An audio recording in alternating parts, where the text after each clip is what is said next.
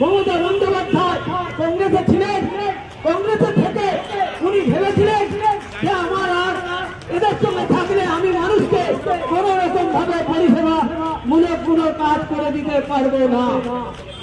তাই দিদি অনেক অত্যাচার, অনেক কিছু সহ্য করে, এমনকি দিদিকে এই আপনার মেটিয়াপুরে লালু আলম পাত্র আলমকে দিয়ে তার উপর হেনস্থা গুলি পর্যন্ত চালানো হয়েছিল, পারেনি।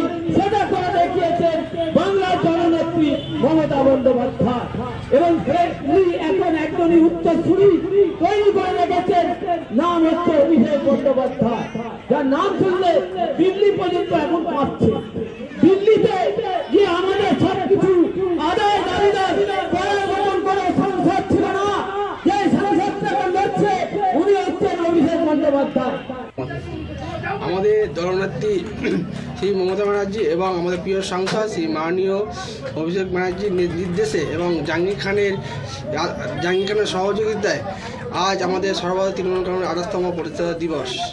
এই দিবস উপলক্ষে 12 নম্বর ওয়ার্ডের যুব দিবস পালন করি।